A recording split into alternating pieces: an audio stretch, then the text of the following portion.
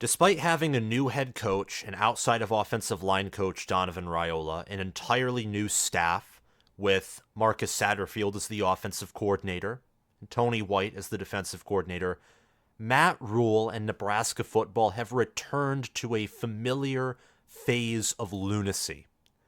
Losing games that you should win. Michigan State and Maryland are beatable programs. Those are beatable teams. Michigan State just got destroyed by Ohio State 38-3 yesterday. And Maryland was on a 4-game losing streak before Nebraska snatched defeat from the jaws of victory. And like Corn Craze said so to open up his live reaction, Nebraska football dresses up in red and white because they are like Santa Claus, gifting wins to other programs. Nebraska gifted Maryland a win. And this is the most pathetic passing offense I have seen with my two eyes. And I have watched a lot of football in recent years. Deacon Hill and Iowa, with their third-string tight end and a wide receiver core that plays hot potato with the football, had a more efficient, effective, and planned passing attack than Marcus Satterfield and Heinrich Haarberg, Jeff Sims, and Chubba Purdy put together. And Matt Rhule, of course, because he has a hand in play calling. So if you're a Nebraska fan, it's a new low for the season. It's disappointing. The season isn't over yet, though, because Wisconsin got aced by Northwestern, and Iowa is Iowa. But welcome back, fellow football fanatics. It's your host, College Football with Sam, and I am heated, despite the fact that I am not a Nebraska fan, because after I watched Penn State and Michigan, as a Michigan fan, I was extremely happy that my team won. And I remember that Nebraska was coming back from being down by Maryland at the half, and I'm thinking to myself, Nebraska won, didn't they? Or maybe the game is still on, and I checked the scoreboard, and nope. 13-10. Typically, when you hold a team to 13, you win. Nebraska, however, similarly to Iowa, can hold a team to 13 points and lose. So smash that big red subscribe button if you are angry like me, and more so angry like the Nebraska fans who root for this team, for whom the Cornhuskers are their primary team. I'm angry. I'm upset. And honestly, I'm not even a fan of Nebraska in the sense of they're not the team that I primarily root for. I do not watch them with peeled eyes every week like I do my own team, my own school, the school that I attend, the Michigan Wolverines. Nebraska, though, plagued by turnovers. Maryland themselves tried to lose this game. They gifted you, if you're the Nebraska staff, 3 turnovers and gobs of penalty yards to work with. Didn't matter. Nebraska, again, snatching defeat from the jaws of victory. Nebraska had 1 fumble lost by Jeff Sims, who also threw 2 interceptions. Heinrich Haarberg threw up what was one of the most hilariously bad passes I've ever seen, and Maryland gets called for holding. That was looks like Heinrich Haarberg was trying to throw a Hail Mary to the opposite team. Looks like he was punting the ball, like the angle at which the ball was thrown up and lofted. It looks like a punt was coming down, and the Maryland defensive back was simply returning the punt to get positive field position.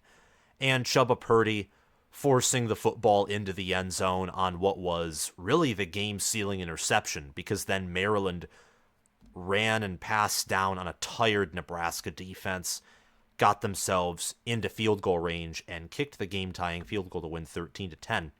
Maryland had 10 penalties. 10 penalties for 92 yards. Nebraska had 82 more rushing yards and averaged for nearly an extra yard per carry on the ground. Typically, in Big Ten play, in the month of November, you win the penalty battle, you win the rushing yards battle, you win the time of possession battle, and you, even if you lose the turnover battle, if you force several turnovers from the other team, you're going to win. You are, because that's how important trench play is. That's how important being disciplined is. And Nebraska was disciplined in the sense of penalties, outside for an unsportsmanlike conduct, or I'm pretty sure it was an unsportsmanlike conduct penalty. But turnovers kill, and Nebraska had them at the worst possible time. Nebraska didn't capitalize off of all of Maryland's turnovers, and Maryland didn't capitalize off of all of Nebraska's, but Nebraska fumbling in their own territory, having not one, two red zone interceptions. It's embarrassing. It's straight up embarrassing. The calls for firing Marcus Satterfield are flying everywhere, just like the Penn State fans' calls for firing Mike Yurcich, A&M fans begging for the firing of Jimbo Fisher. Both Yurcich and Jimbo, by the way, are gone. Arkansas fans pining for Sam Pittman to be fired. And USC fans for what feels like years, but it's really only been a year, asking for Alex Grinch to leave. Marcus Satterfield, the difference with him is that we don't know how much control he has over this offense. He's taken over a new personnel group. It's year one. Nebraska is a busted program in every sense. When Riley took over from Clay Helton at USC, USC had a top 10 talent roster. They at least had talent.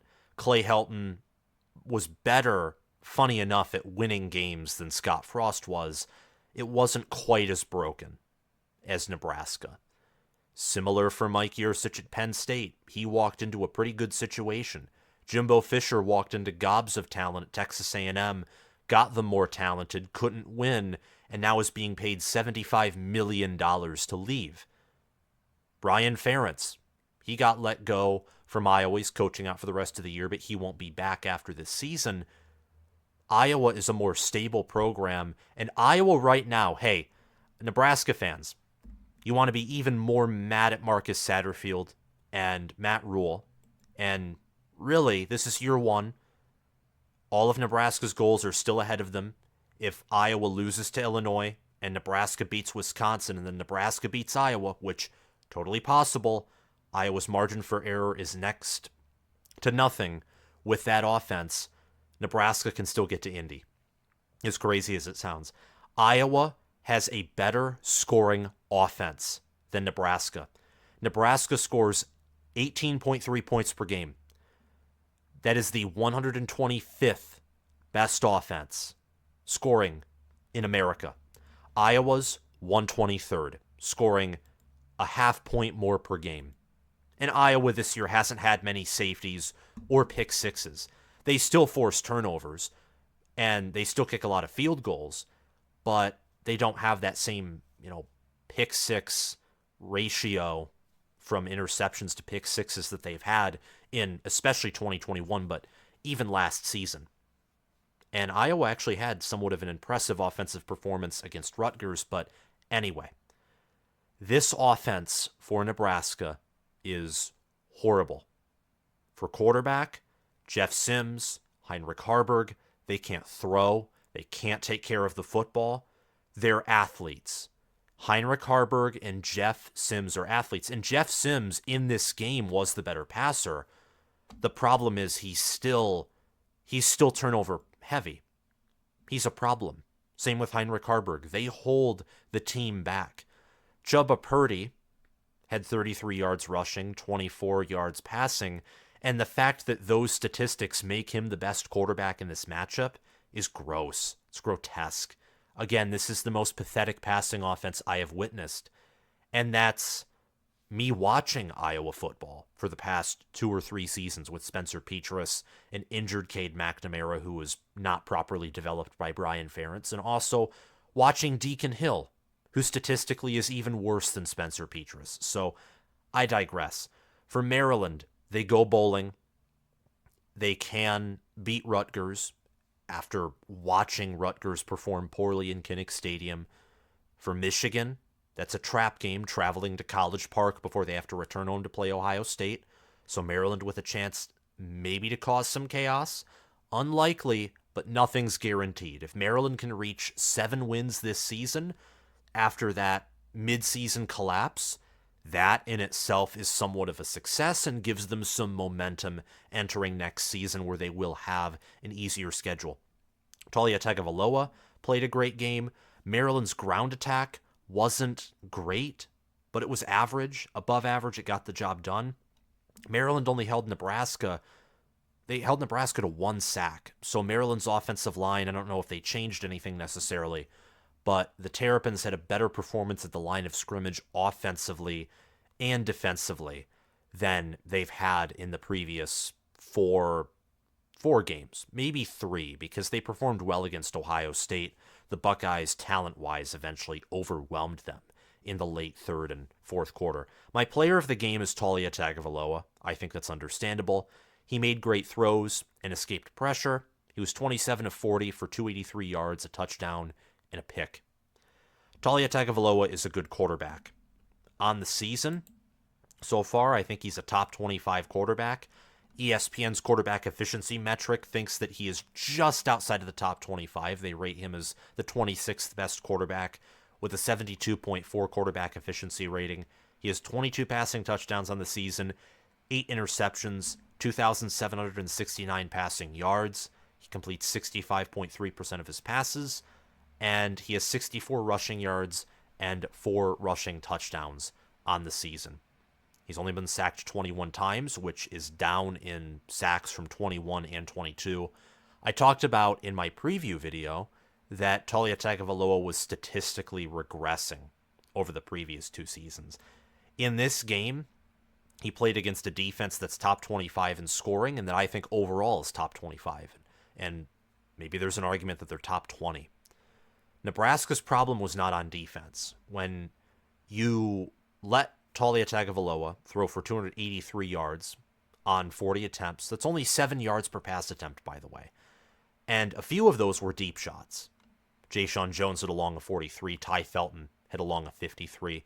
And there were some broken tackles. We knew that Nebraska's weakness was in the secondary compared to their front 6. They run a 3-3-5. I'm used to saying front 7, but with the 3-3-5 and 4-2-5 making their way into the Big Ten, I got to remember, technically it's more so of a front 6 that includes Nash Hutmacher, it includes Nick Henrich, Luke Reimer, etc. Nebraska only had 1 sack, it had 8 tackles for loss, 7 passes deflected. I think that Nebraska's defense is far from the problem. You can be frustrated at the deep shots that Nebraska's corners got burned on, seemingly inevitably later in the game when it was still occurring to a decent degree, when Maryland wide receivers were able to get separation, were able to win one-on-one. But Maryland has a good wide receiver core. I think Ohio State and Michigan are the only schools that have better wide receiver cores than Maryland. Maryland has, I'd say, a top 3 wide receiver core in the Big Ten. Now, that's not saying much because in the Big Ten, quarterback and wide receiver are deeply lacking in quality and quantity if you go outside of Columbus, especially, and to a lesser degree, Ann Arbor.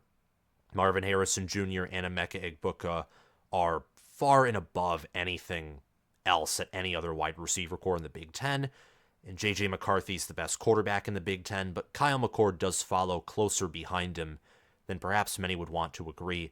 Maryland has great skill position talent. That's never been their problem. Maryland's problem is their defense, their trench play, their consistency, and their game management. Mike Locksley's not a good game manager.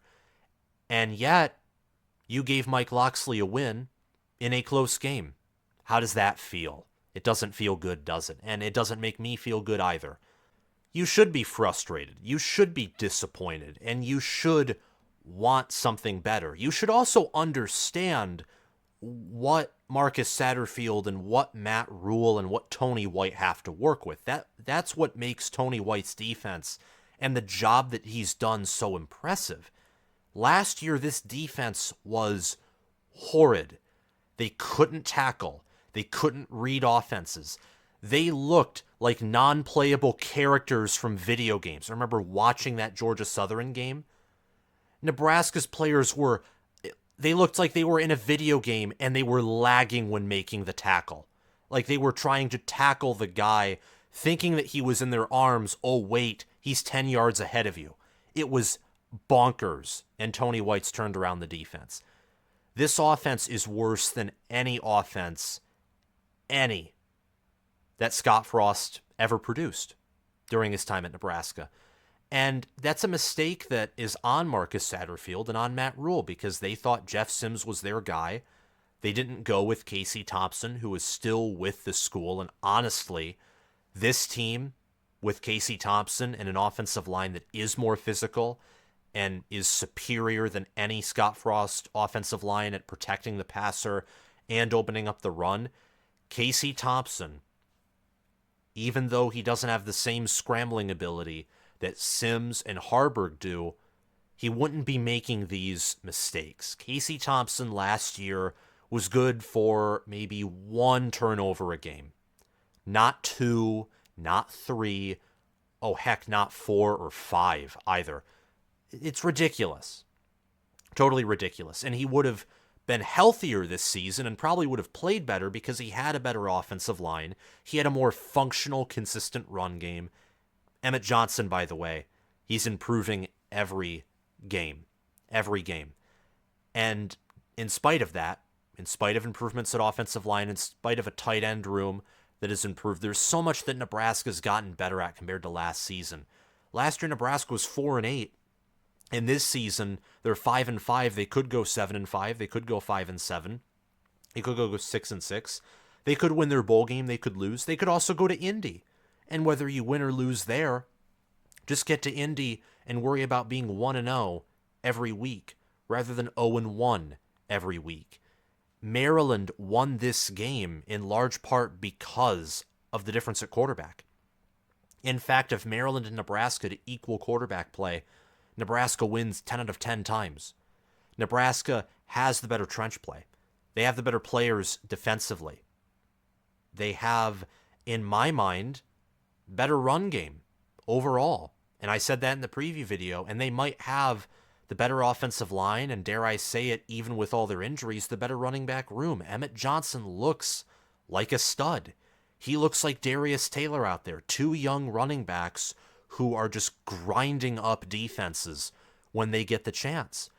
But Maryland, and some of this is not Nebraska's fault, Maryland is a much better wide receiver core. Nebraska's suffered some injuries there, and the previous staff didn't recruit as well or develop as well at wide receiver, like Maryland has under Mike Locksley for several years now. And at quarterback, this is more so on Nebraska than on prior circumstance. Quarterback is awful. Nebraska, depending on how the season finishes out, could have the worst quarterback room in the Big Ten. They could. If Deacon Hill plays exactly like he did yesterday for the rest of the season, and Nebraska's quarterback room just implodes over the next 2 games, and Nebraska goes 5-7 because of it, that could be true. And I look at this game, I look at the next 2 games, and I look at the Michigan State game. I even look at the Colorado game and the Minnesota game. Nebraska's had so much opportunity. They have. Right now they're 5-5. 3 of their losses are by a combined 9 points. By a combined 9 points. I do not believe in curses. I think the phrase that this program is cursed is a phrase of effortless ineptitude. That's why that phrase is said, because you don't have to think about the why. You can just say, "Oh, we're cursed." Well, it's deeper than that. The problems run deeper than that. Your program isn't cursed. You're in year 1. You're rebuilding. This is why I don't think people should be. People are questioning Deion Sanders right now after lauding him as a top 20 head coach when he was 3-0. Be patient with first, second, and even third-year head coaches. The transfer portal can't fix the fact that you need to rebuild. Lincoln Riley is an anomaly. Sonny Dykes last season, TCU returned most of their key players, and Dykes is an offensive genius. Lincoln Riley is an offensive genius. And Joe Gillespie, with his scheme, was able to use good recruits and solid playmakers defensively to make a defense that wasn't good, but one that could be clutch, and things just mended together well. That doesn't happen everywhere. It doesn't. Nebraska has been a broken program for the better part of a decade. It's going to take longer than a year to get there. However, at the same time, as I've been tempering expectations for the past few minutes, it would be great of Nebraska to go out into the portal and search for a Talia Tagovailoa.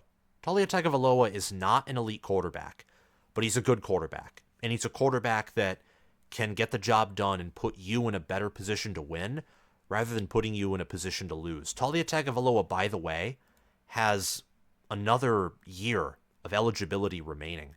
He can come back for Maryland next year. I believe that he has the COVID year still as an option, and I think he should come back.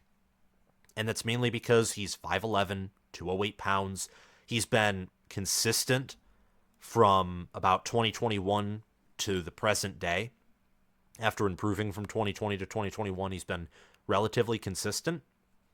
And with a Maryland 2024 schedule that's relatively doable, and Maryland will be able to use the portal, return a decent amount of their production.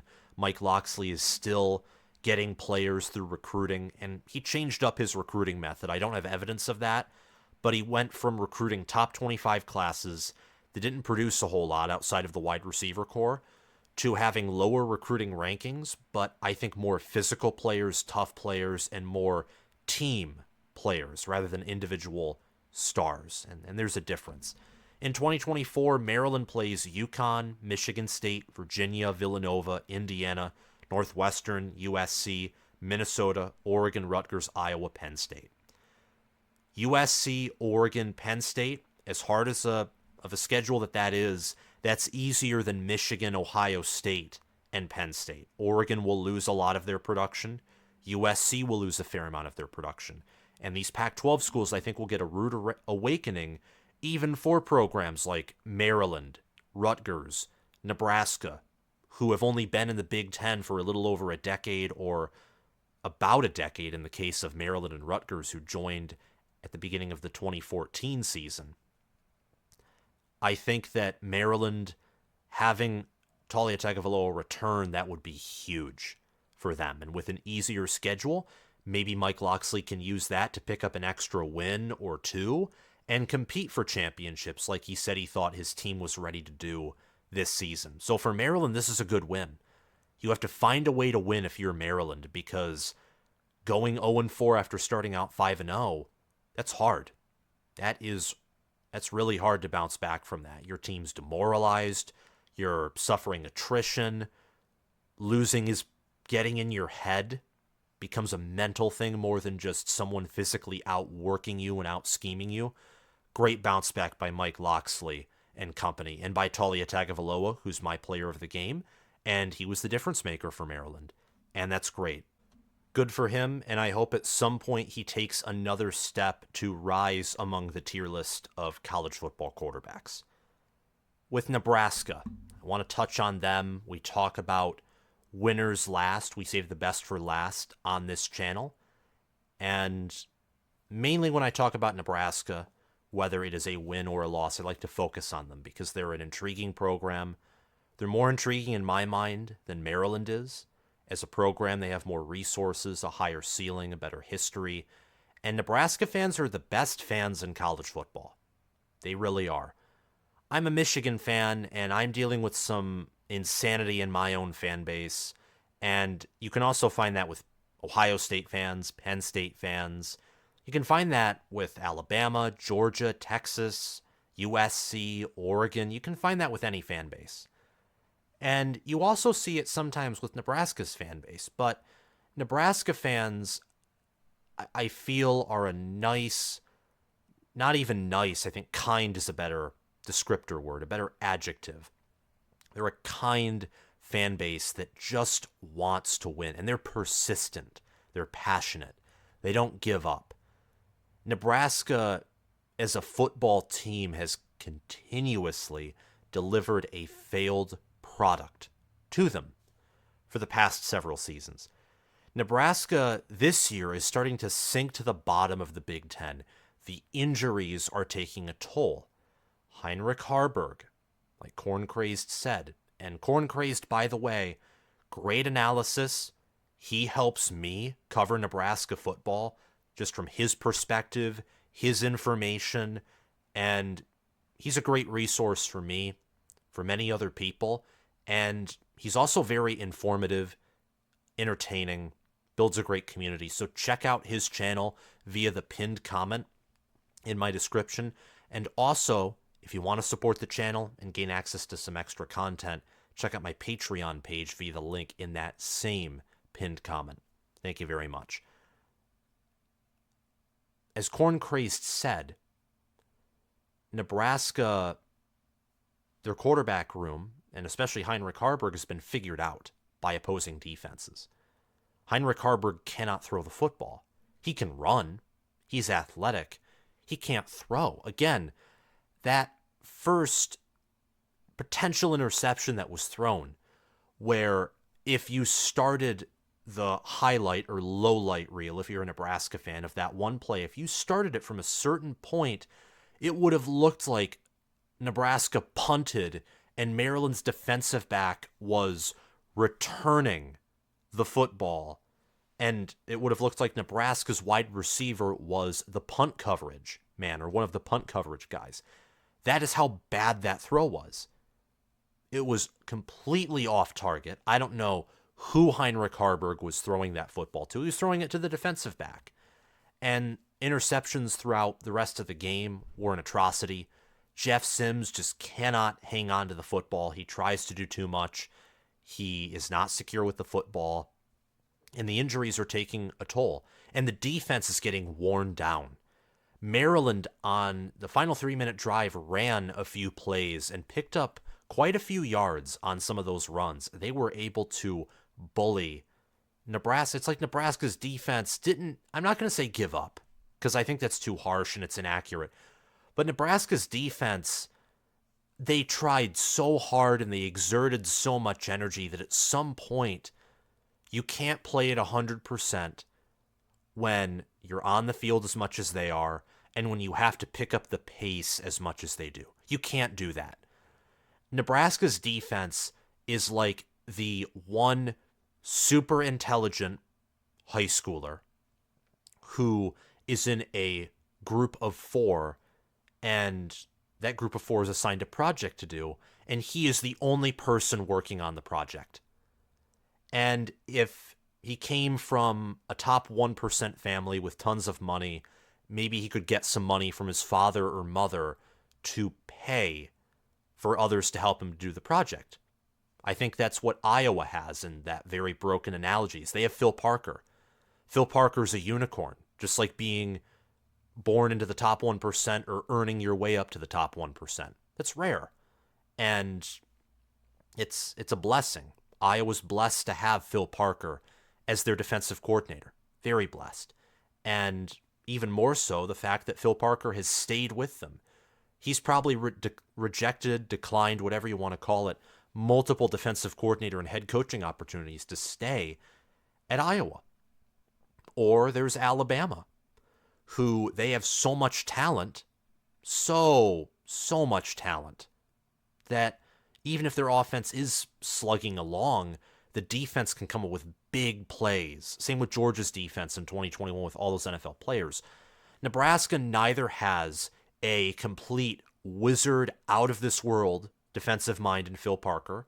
Maybe Tony White is that, but it's his first year in the Big Ten, first year running this scheme. I don't want to proclaim him as a legendary DC yet, but he's great. In fact, I think Tony White is a near elite defensive coordinator, not just a great defensive coordinator. But Nebraska neither has a wizard at DC in terms of the GOAT defensive coordinator, and they don't have top 10 defensive talent. So they can't do exceptional outer-worldly things on the defensive side of the football. They don't have Iowa's defense. They don't have Iowa's special teams unit. They don't have Alabama's defense, and they don't have Alabama's special teams unit. Alabama, for the first year in quite some time, has a good special teams unit with Will Reichard as their kicker, and I forget the name of their punter, but he's also a good punter. It's rare for Nick Saban to have a good special teams unit, but here we are, crazy times we live in. You just can't expect the defense to carry the team through. You can't do it. Maybe if the offense was inept, but they didn't turn over the football like Iowa's offense, then we could expect a little more from the defense. Or maybe if Nebraska turned over the football as much as they do, but then when they didn't turn over the football, they scored. They were a very boom or bust offense. You either turn over the football if you're Nebraska, or you score a field goal, score a touchdown, or you get a lot of yards out of your drive. Then you could maybe expect more from the defense. But no, Nebraska's offense is inept in multiple phases of the game. Not just turnovers, not just 3 and outs, not just the passing game. All three, they are inept in. The rushing attack is different. I like Emmett Johnson. I think Emmett Johnson is part of the future of this program. He had 84 rushing yards and 17 carries, and he averaged 4.9 yards per carry with a long of 29. He even had an explosive run. He's a good running back. Joshua Fleeks got 3 carries. Anthony Grant got 3 carries. Janarian Bonner, he got 1 carry. He even had a rushing touchdown. Nebraska ran for nearly 200 yards and 4.6 yards per carry. And they had 40 carries, 21 passing attempts. And you can't run the football every play. You cannot do it. But what Nebraska wants to do, or what ideally they would want to do in this situation with how bad their quarterback play is, they'd ideally want to do what Michigan did against Penn State, where Michigan ran the ball for more than 80% of the time, and they didn't dominate Penn State, at least in terms of scoreboard and in terms of the fact that if one play went Penn State's way completely, like a pick six or a bomb touchdown, Penn State's immediately back in the game. But Michigan controlled Penn State for that whole game. And unless Michigan were to make a mistake, there was no doubt that they were going to win. Sort of reminded me, in a way, like a light edition, a light Walmart edition of Georgia versus Tennessee last season, where if Tennessee was able to get one big play due to the score margin, then Tennessee was back in the game against Georgia on the road. But Georgia had to make a mistake, and they weren't going to make a mistake. Nebraska can't even do that because their offensive line isn't good enough. Their defense isn't as good as Michigan's defense. And again, talking about riches and talking about defensive minds and the fact that Nebraska they're building still as a program. So even though things look bad, there's still hope. Expectations have to be tempered. Chubba Purdy, I think, needs to start. I'm in agreement with Corn Crazed on this. I'm in agreement with everyone. Start him against Wisconsin. Wisconsin they're crap. They are indeed crap. And they're not the good kind of crap. They're on the worst end of that spectrum. And my last question is, who's calling the plays? Seriously. If it's Satterfield, he needs to be questioned in terms of his job security, and I think he's already in trouble. If it's Rhule, you better hope that Satterfield's calling the plays and that Satterfield made those mistakes, like throwing the football when you needed to just run it to get the field goal, not making downfield shots. That's something that Nebraska could have done similarly to Michigan. They couldn't have executed that kind of offense in the same way, but Michigan rarely threw downfield.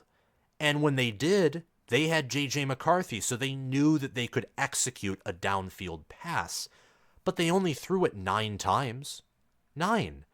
And Nebraska in the red zone at least, should have primarily only ran the football with maybe, a motion pass or something where you're not throwing it downfield where Maryland's defenders have multiple opportunities to pick off an inaccurate pass, but something where you can quickly get your receivers, tight ends, or running backs open for a dump off, perhaps.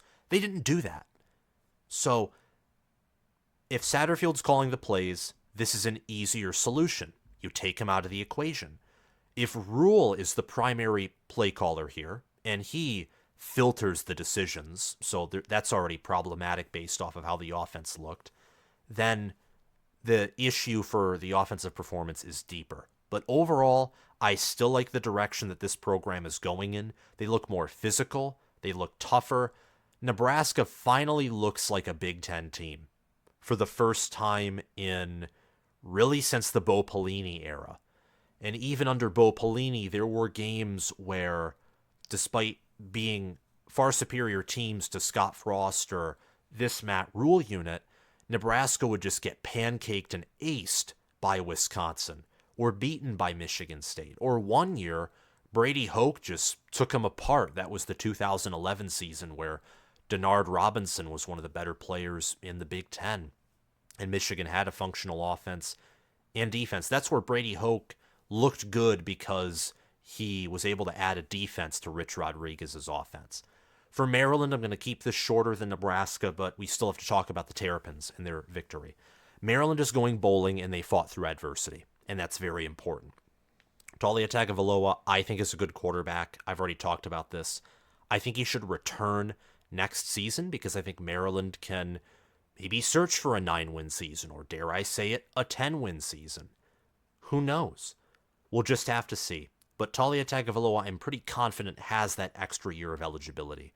And that could be very helpful, as I think that whenever he does leave, Maryland might have a sizable drop-off because he is a talented quarterback.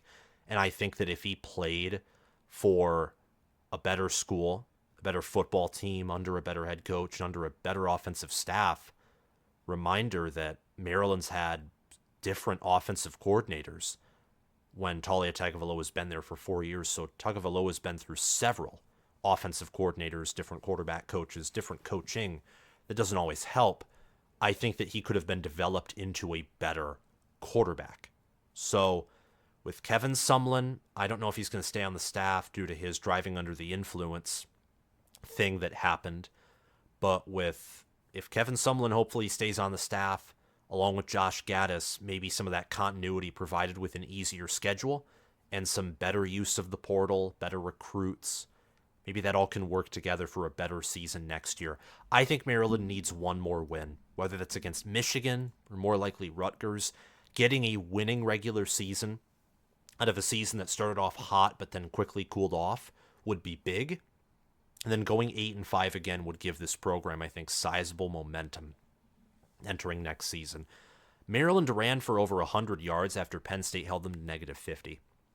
That's a bounce back. And Roman Hemby had a carry of more than 20 yards of 21. He had 16 carries for 74 yards, averaged 4.6 yards per carry. Roman Hemby also had 15 receiving yards. Deshaun Jones with 86 receiving yards, and Ty Felton with 73. Corey Dyches, he had 40 receiving yards on 5 receptions.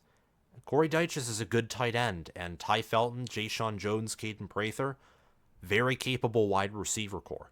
Absolutely capable. For Maryland, I think that the Terps would benefit from a bigger, more physical, just superior offensive and defensive line.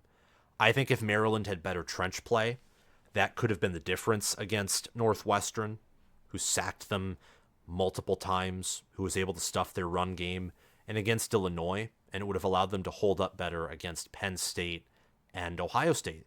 That's what helped Penn State pull away from Maryland and really bully them in spite of their own offensive ineptitude, was Penn State owned Maryland at the line of scrimmage, both when Penn State was on the field offensively and on the field defensively. Now, defensively, that's expected because Penn State's defense could be the best defense in the country. I think it's certainly a top 4 defense.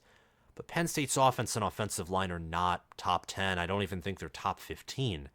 Penn State's offense certainly isn't top 25. I think the O-line is physical, though. If Maryland, with their skill talent, could have better trench play offensively, which would give Taulia Tagovailoa a much better supporting cast, give Roman Hemby more opportunities to get big gains and have a consistent ground game, and if the defense could have a better pass rush and better run stoppage, that would be huge for Maryland. But overall, critical win, good win for Mike Locksley. Maryland had 234 offensive yards.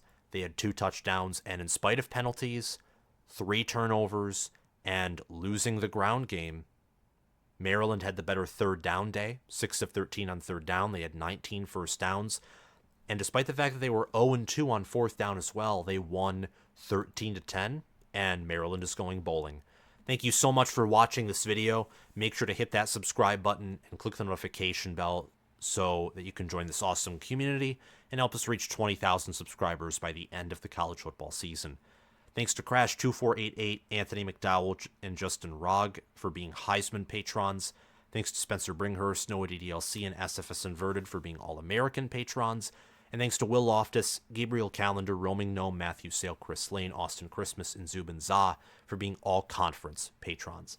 Have a great day, guys, and I will see you all around. Bye-bye.